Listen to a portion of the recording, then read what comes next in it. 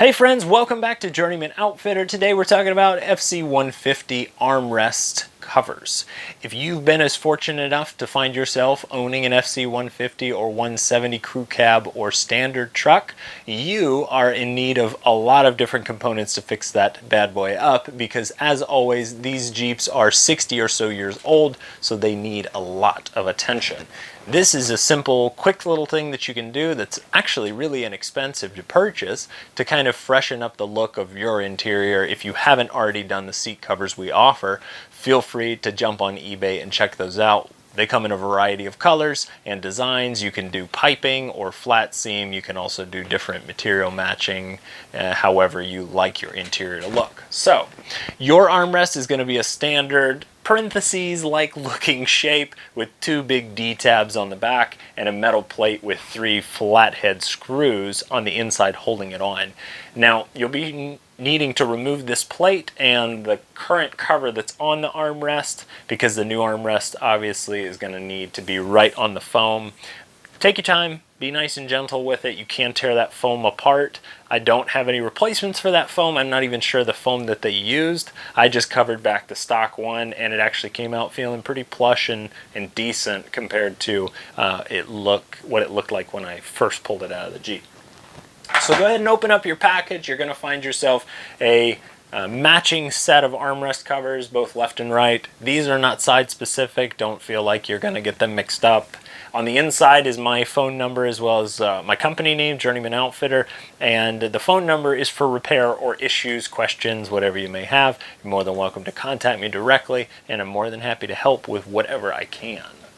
So the armrests do not come pre-cut to fit onto your the covers don't come pre-cut to fit onto the armrest. What I mean by that is, if you were to just pop on the stock armrest and pull it down, you'd get little creases where the armrest fabric's folding over on itself. So what you need to do is grab yourself a pair of scissors, preferably a pretty tough pair, and go ahead and cut yourself some V-notches from both ends on the base tab and both ends on the top tab. That'll ensure that you don't get as bad an overlap.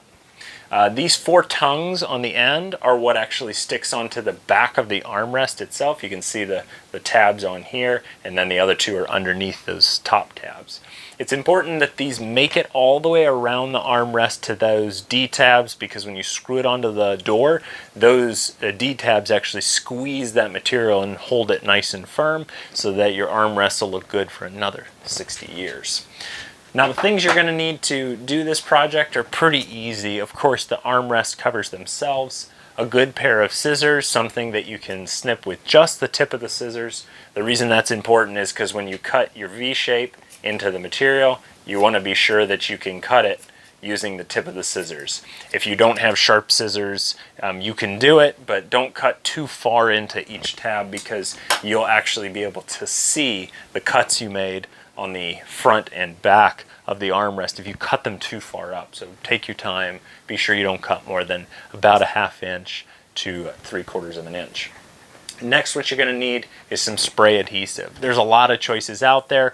Don't worry about exactly what you get, just make sure that it's something that is professional grade. It should not be a spray. What I mean by spray is, when you spray it out, it shouldn't look like you're spraying spray paint.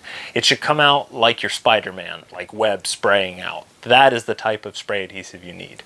The way this stuff works is, you're going to spray it on the inside of the armrest. It should go on in a fan shape, just like that.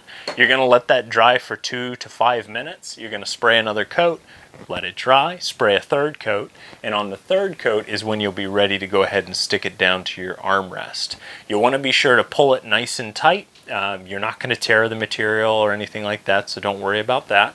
And take your time. Just make sure that the tabs do reach the end of the armrest, and that they do fold over, and that these tabs also fold down, and that the inside tabs fold down all the way around those D tabs at the end of your armrest.